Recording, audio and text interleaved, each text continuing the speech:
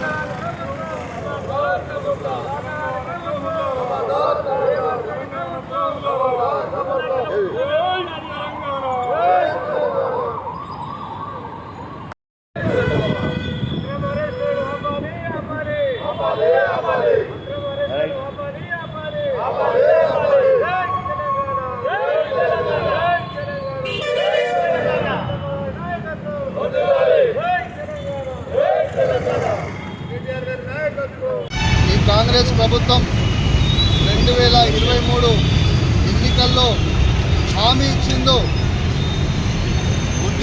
యువతకు ఉద్యోగాలు కల్పిస్తాం, 2 లక్షల ఉద్యోగాలు కల్పిస్తాం, ప్రతి ఏటా 2 లక్షల ఉద్యోగాలు కల్పిస్తామని చెప్పి ఏదైతే రేవంత్ రెడ్డి గారు ప్రకటించి ఇదే సరూర్ నగర్ స్టేడియంలో గద్దెనెక్కిండ్రో ఈరోజు ప్రజలందరూ కూడా గమనిస్తూ ఉన్నారు. ఈరోజు మేము ఆ 2 లక్షల ఉద్యోగాలు ఎక్కడ పోయినాయి, యువతకు మీరు హామీ ఇచ్చిన హామీలు ఎక్కడ పోయినాయి అని చెప్పి ఈరోజు మా కేటీఆర్ గారు, BRS party working president KTR గారు ఈరోజు సరూర్ నగర్ స్టేడియంలో యువత కోసం, యువత తరఫున ఆయన వకాల్తా పుచ్చుకొని ఈ ప్రభుత్వం యువతకు ఏం చేస్తుంది అని అడగడానికి ఈరోజు మేము సరూర్ నగర్ స్టేడియంలో హైకోర్టు అనుమతితోని ఈరోజు సభ నిర్వహిస్తూ ఉంటే మా నాయకులను హౌస్ అరెస్ట్ చేసిన ఈ ప్రభుత్వం ఏమనాలి చెప్పాలి మేము అనుకుంటా ఉన్నాం.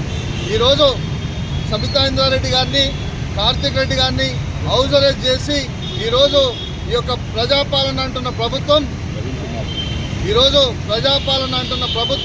ఏ విధంగా వ్యవహరిస్తుందో ప్రజలందరూ కూడా గమనించాలని చెప్పి కోరుతా ఉన్నాం.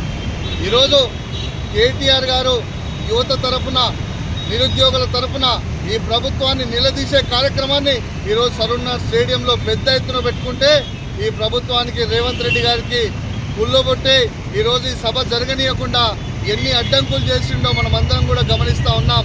గత నెలలోనే మేము పర్మిషన్ కోసం అప్లై చేసుకున్నాం, అయినా కానీ పోలీసులు పర్మిషన్ నిన్నటి వరకు కూడా పర్మిషన్ నిలిపివేశారు. మేము అన్ని ఏర్పాట్లు చేసుకుంటే పర్మిషన్ నిలిపివేసి పోలీసులు కూడా అత్యుత్సాహాన్ని ప్రదర్శిస్తూ ఉన్నారు.